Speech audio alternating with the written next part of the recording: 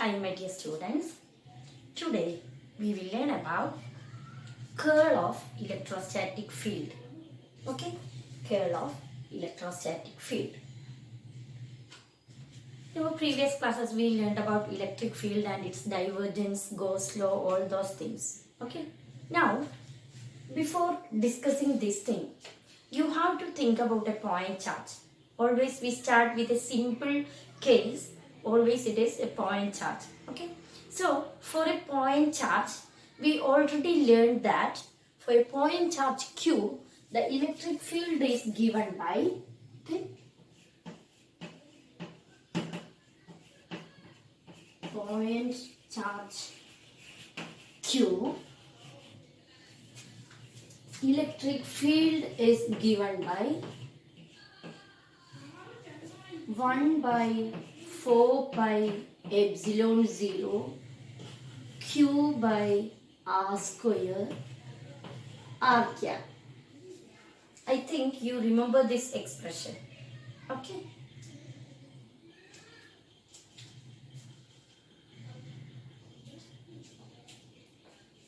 Now, we plot the electric field in that case in our previous classes, and I just I just draw here again the plots like this.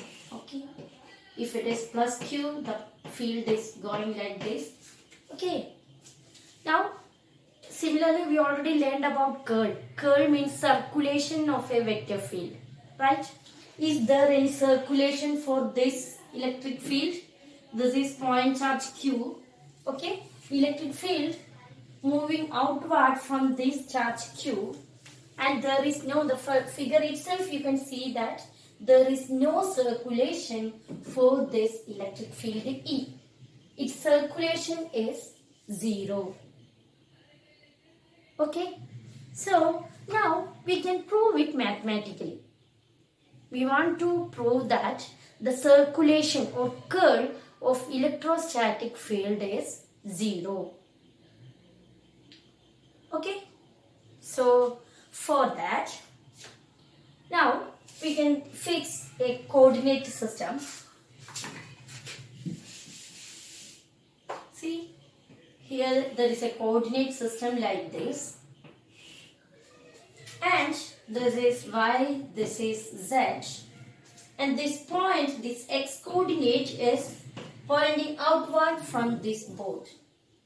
Okay, and now there is a point A here and another point B here, and we want to find out the line integral of the electric field of this point charge from A to B.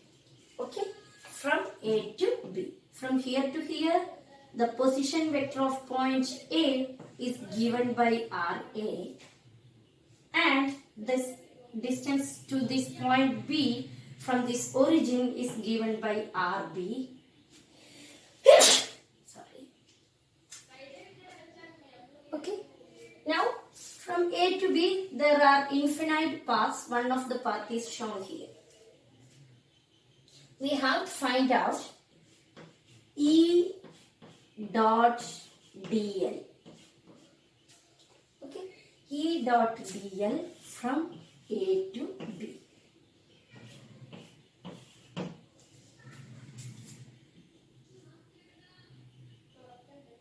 Now, for this point charge, we can see that its electric field is given by like this, and this electric field pointing radially outward. So, for our convenience, we can take spherical polar coordinate system. Okay. So, in spherical polar coordinate system,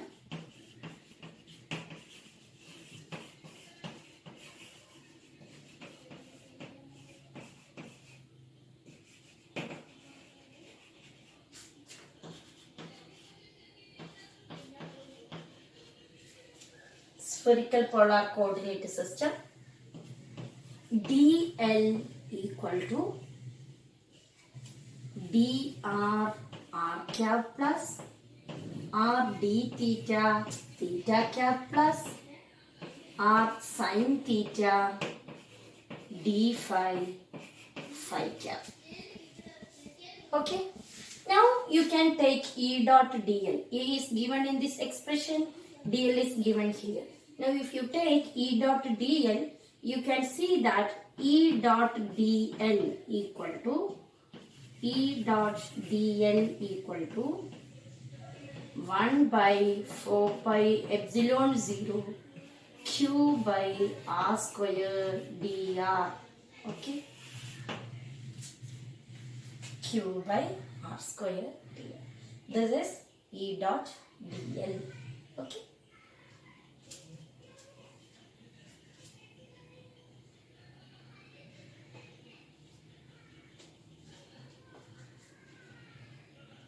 Now we want to integrate this from A to B.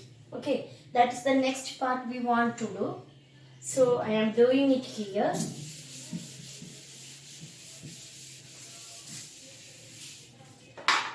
See, now substituting here, integral A to B. Now integration running from 1 by 4 pi epsilon 0 q by r square dr. But now the integration is over dr, so I can write it as RA to RB.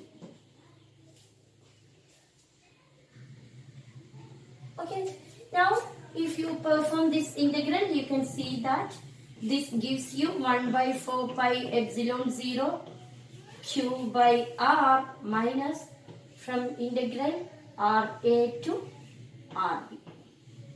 Minus 1 by r. 1 by r square, integral 1 by r square dr gives you minus 1 by r. Okay, so this is the expression, and this gives in turn 1 by 4 pi epsilon 0 q by 4 pi epsilon 0 1 by RA minus 1 by RB. Okay, this is the line integral of electric field of a point charge from a point A to another point B. Okay, suppose this line integral is a closed path.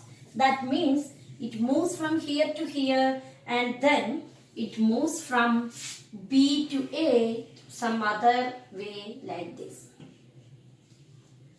Okay, now this is a closed loop. Right? Now, you can see that this integral, this line integral depends only on the endpoints. Because RA is the displacement from origin to point A, RB is the distance from origin to point B, position vector, shortest distance, right? We already showed this RA and RB here. Okay, so there are infinite paths connecting these 2 points, but the electric field, the line integral of electric field depends only on its endpoints, A and B. Now, if you integrate it over a closed path, what happens? If this integral is running over a closed path, what do you get? What do you get? Because here, in this case, RA equal to RB. Because starting point and ending point is same. It is a closed path. So, this goes to 0. Okay. So, the line integral of electrostatic field of a point charge over a closed path goes to 0. Now, you can extend this point using Stokes theorem. Do you remember Stokes theorem? Okay. Stokes theorem states that surface integral of curl of a vector field is equal to closed line integral of vector field. Right? This closed line, closed path should be the boundary of the surface. Right? That means by Stokes theorem, you can write this as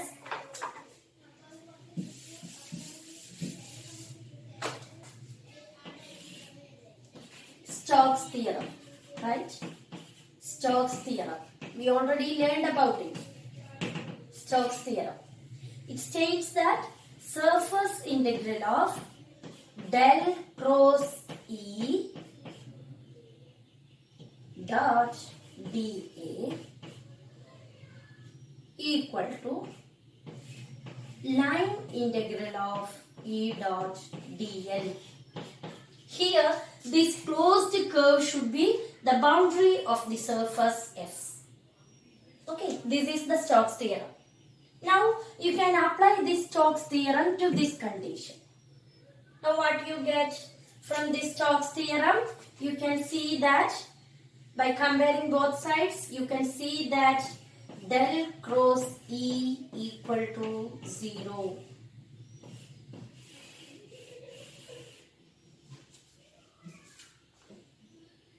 Okay, that means we can get the result that the curl of electrostatic field of a point charge is 0.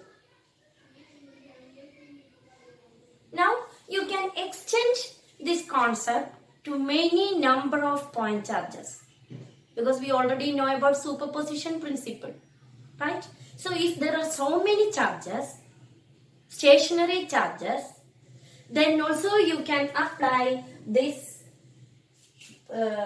theorem, del cross E equal to 0, because the net electric field E is the superposition of electric field due to the other charges. Okay, that means you can write this equation in a new form using superposition principle. Okay, using superposition principle, electric field is equal to electric field due to a point charge Q1 plus electric field due to a point charge Q2 plus, etc. And so del cross E equal to 0 for any number of point charges or any type of field distributions as far as this is electrostatic field, or the charges are stationary charges. Okay, this is an important property of electrostatic field. For an electrostatic field, its curl equal to 0, or in another way, we can say that the line integral of electrostatic field depends only on its endpoints. So, line integral of electrostatic field over any closed path is always goes to 0. Circulation of electrostatic field is 0. Okay. This concept has an important effect on this electrostatics. We can easily find out electric field using this concept. Okay, as the next section, we can move on to that part. How to find out electric field using easily this curl of electrostatic field. Okay. Now, we learned that curl of electrostatic field is 0. Okay. In vector calculus, we already learned about if a vector field has its curl 0, then it can be written as a gradient of a scalar function. Okay. That means, in this case, del cross E equal to 0. Which means that electric field can be written as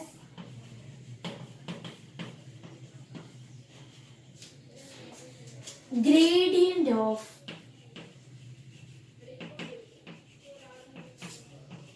a scalar function. Gradient of a scalar function.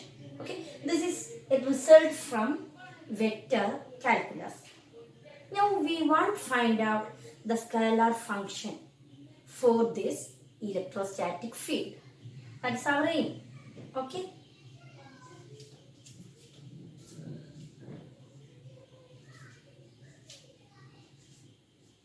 Now we already learned that the line integral of this electrostatic field is independent of path chosen. Okay, it depends only on endpoints. Okay, so now we can define a scalar function, electric potential, such that electric potential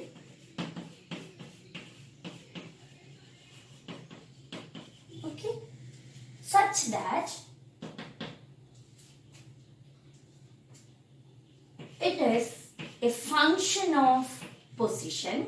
Okay, it is a function of position and it is given by line integral of this O to R, where O is a reference point, E dot dl. Okay, because we get this result from the line integral of electric field. Okay, so from there we see that the line integral of electrostatic field depends only on endpoints of the integration, not the path chosen. It is independent of the path chosen. Okay, so here we define a new function, scalar function. It is called here electric potential, such that it is a line integral of electric field.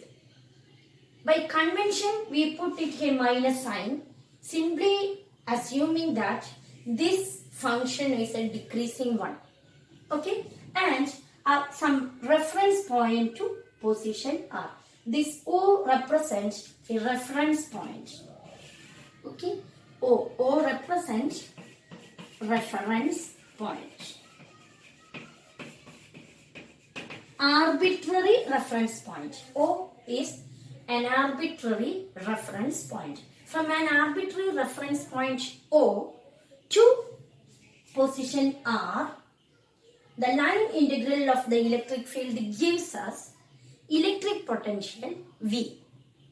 Okay, and this electric potential is assumed as a decreasing function by convention. That is why we put it here a minus sign. Okay, now if you want to find out the difference between this potential, between 2 points, okay, that means the difference between this potential, electric potential, potential at B minus potential at A. Okay, the difference between electric potential at B minus electric potential at A. This must be equal to, by definition you can write here, minus integral from reference point O to B E dot dl, and minus sign here. Okay, here is also a minus sign. Again V of A can be written as again from reference point O to A E dot dl.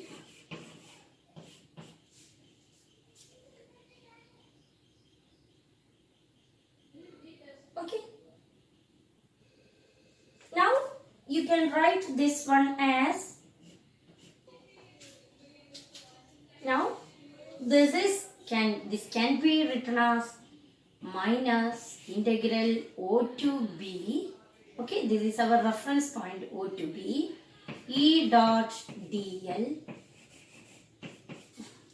minus integral A to O, this is our reference point E dot dl. Okay, here we just invert the integration limit. Now we can simplify the expression. Okay, we can simplify the expression.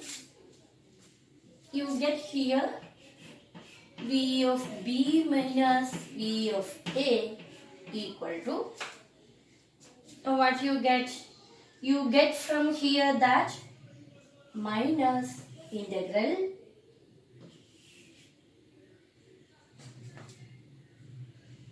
A to O E dot dl plus integral, this is our reference O to B E dot dl. Okay, now you can write this as minus integral A to B E dot dl. Okay, minus integral A to B E dot dl.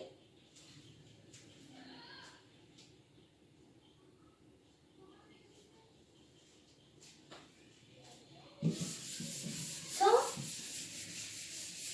now we can check the result again.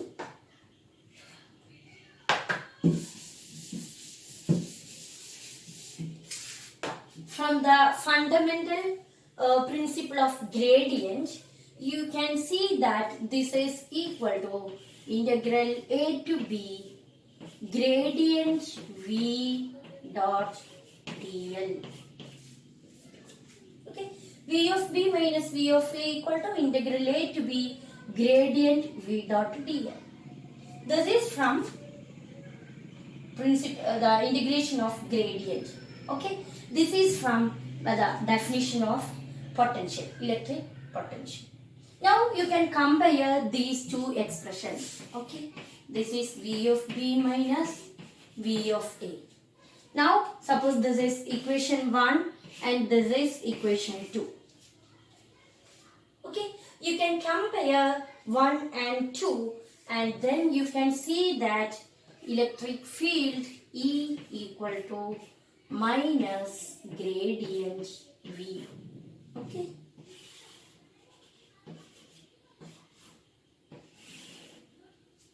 That means electrostatic field is the negative gradient of electric potential. Okay, so from the property of electrostatic field, the curl of or the circulation of electrostatic field is 0. Define a new scalar function which we call it as electric potential such that the negative gradient of electric potential gives us the electrostatic field E. Okay, this is one important result. So we can see here that the electric field is a vector function, but the potential is a scalar function.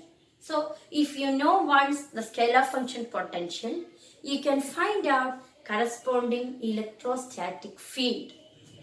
Okay, that is the importance of this electric potential. Okay. Now we can discuss properties of this electric potential. What are the advantages of this potential function and all the things. Okay, so first of all we can mention that potential and potential energy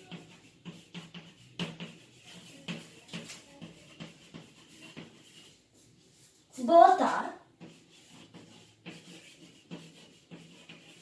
two different terms.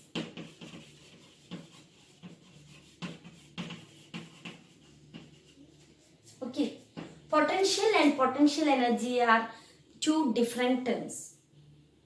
Potential itself has no physical significance. Actually, there is no physical significance for the potential itself. But we are using potential difference. Okay, so here we want to mention that this potential and potential energy are two different terms, but there is a connection between them. Okay, potential energy of a unit positive charge. Okay,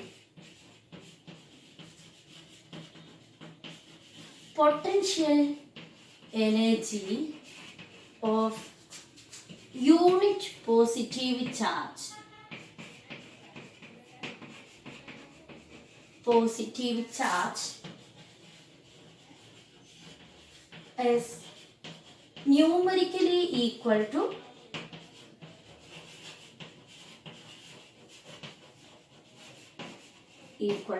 potential.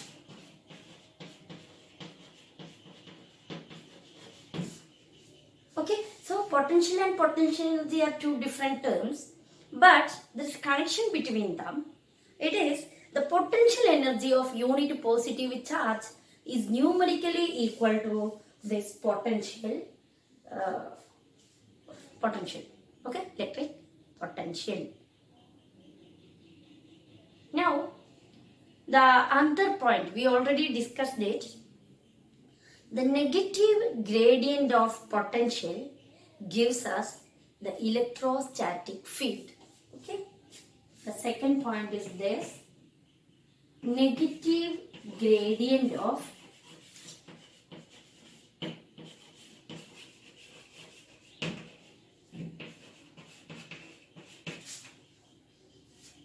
potential,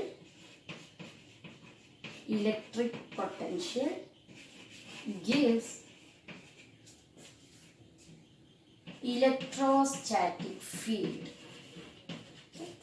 Electrostatic field. So, potential and potential energy are two different terms, and potential energy of unit positive charge is numerically equal to electric potential. If you once know the electric potential, you can find out the electrostatic field by taking its negative gradient. Okay, these are the important points connecting with this potential, electric potential. Now we can discuss its advantages. Why we need this electric potential? Okay, advantages of this electric potential. Advantages of potential.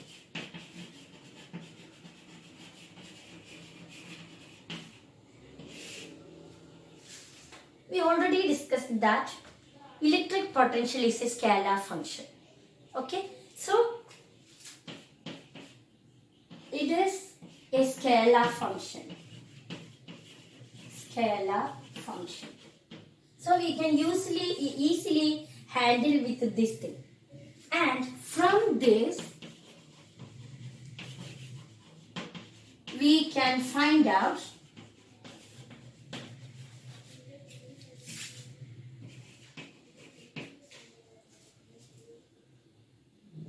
electrostatic field. Electrostatic field, which is a vector function. Okay, which is a vector function. So, using the scalar function electric potential, if you know it, you can find out the electrostatic field. Electrostatic field is a vector function. Now, how can it possible? That is the next question.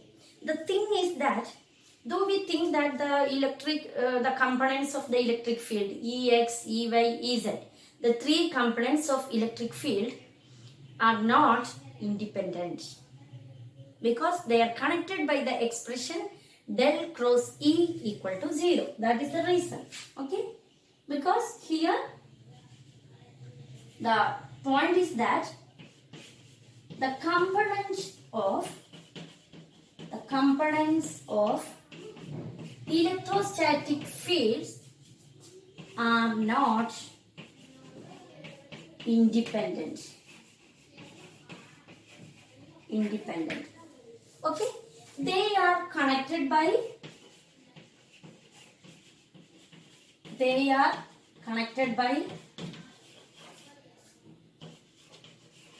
del cross E equal to 0. So what this means, from this expression itself you can see that it's X component. X component is given by Z and Y combinations, right? So dou Ez by dou y equal to dou Ey by dou z.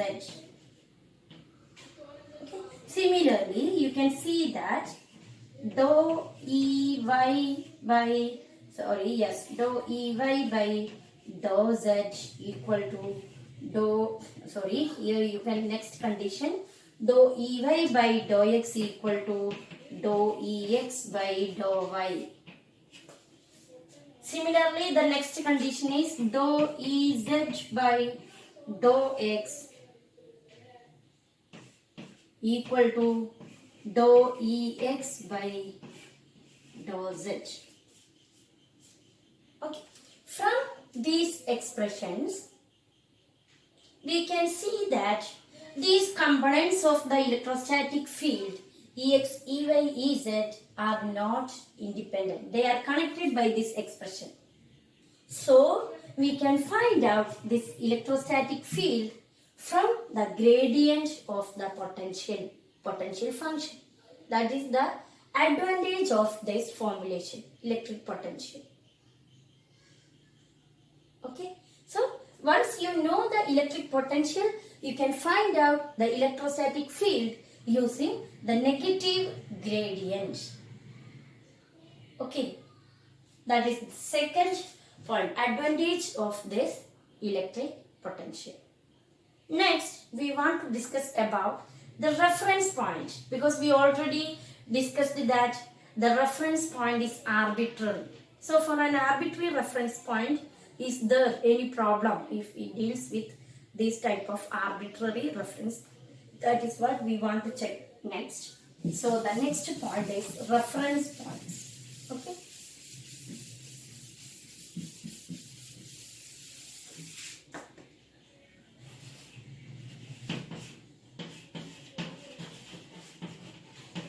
Reference point.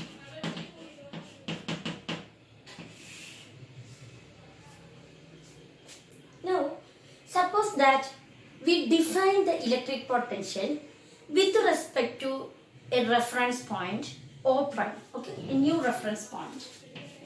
That means suppose V prime R is defined as minus integral O prime to R E dot dl. Okay. Now, what happened to this potential, or what is the connection between this potential with the definition of potential with respect to O, not O prime, with respect to O, our earlier reference point. Okay. Now, we can find out the connection to this definition, this potential with that of reference point O. Okay. So, here I can write it as minus O prime to O, O prime to O, E dot dl. Okay. Then minus O to R E dot dl. Okay. So what happens? This term contributes an additional constant, let it be K, okay, to the potential. So you get here K plus V of R. V of R is our old potential, because this is the electric potential with respect to the reference point O. Okay, this is the electric potential with respect to the reference point O prime. So these two definitions are differ only by a constant K. So from the reference point we get that V prime R equal to K plus V of R, where K is a constant.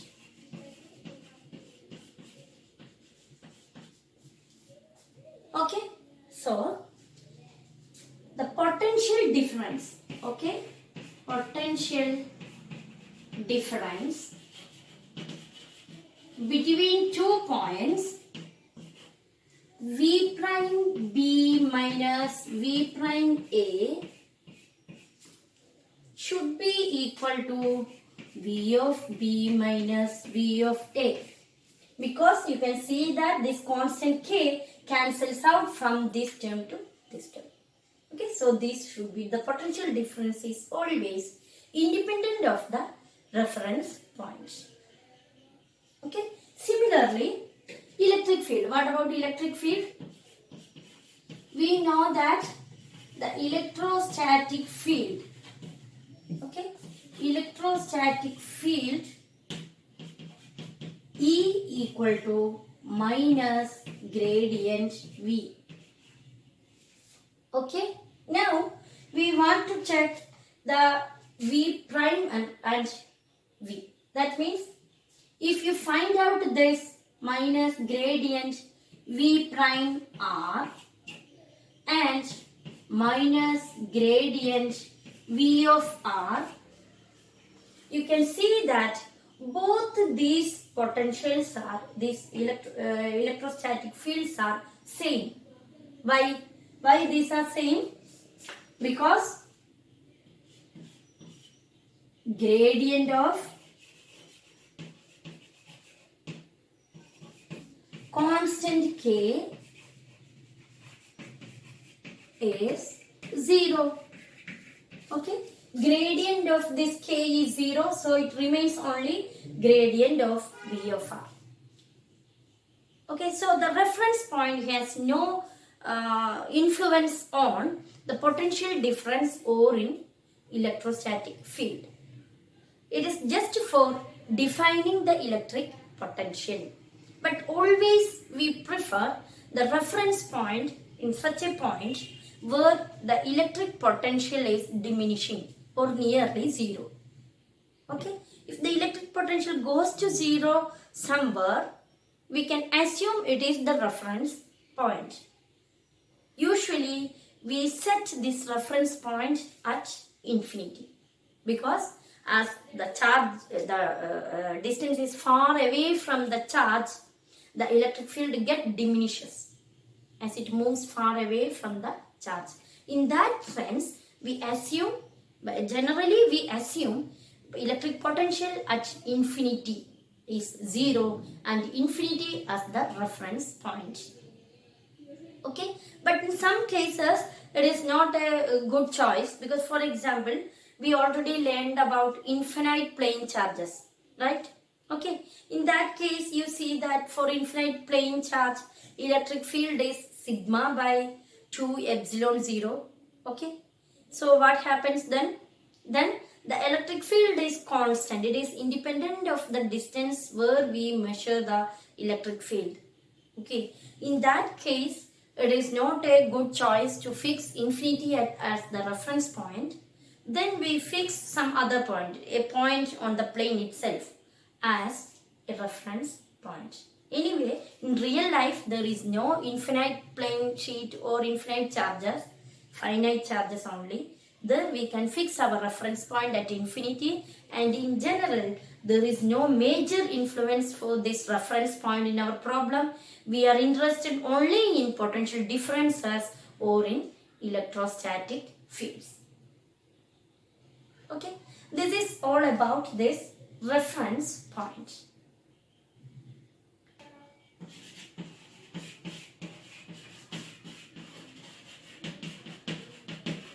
Superposition principle.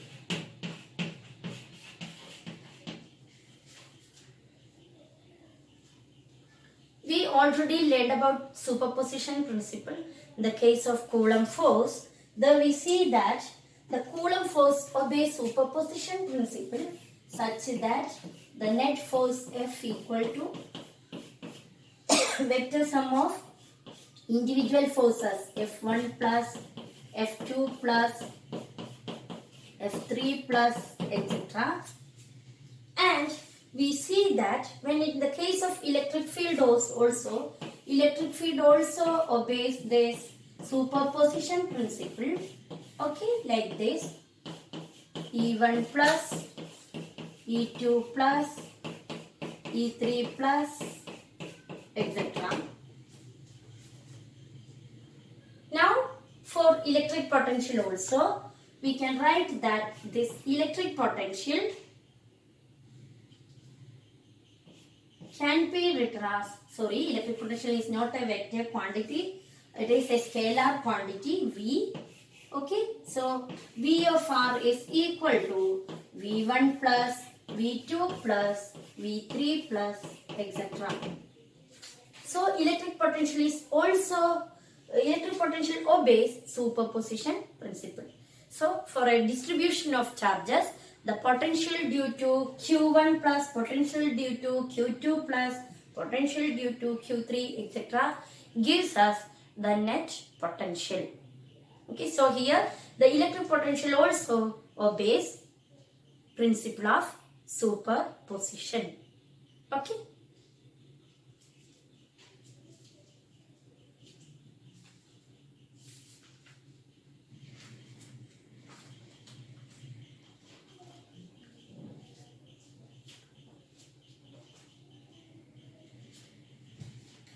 Now the units of electric potential. Okay. Now we can think about its units of electric potential.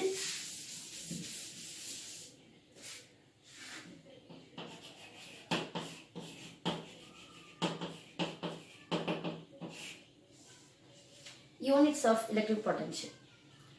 We already learned about the unit of force. Okay. Unit of force is Newton. Okay. Unit of force is Newton. Now, unit of electrostatic field. Okay. Unit of electrostatic field or electric field is, what is its unit? Because you know that electric field is F by Q. So the unit is Newton per coulomb. Okay. Newton per coulomb. Now unit of electric potential. Electric potential. Unit of electric potential is, what is this? It is defined in the terms of E dot dl, right? So here you can write this as Newton meter per coulomb. Okay, Newton meters per coulomb. This is the unit of potential. This is also, Newton meters is called joule. So this is also called joule per coulomb. Also called joule per coulomb, or this is also known as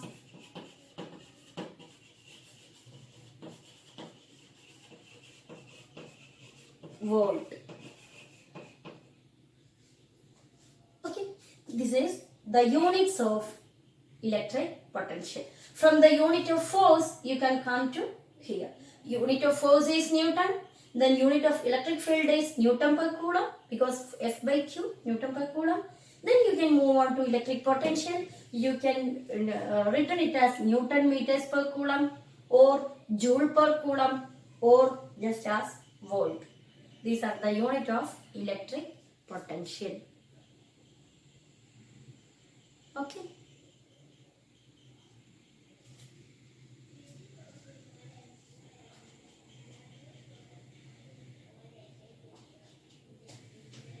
So these are the important points we learned here.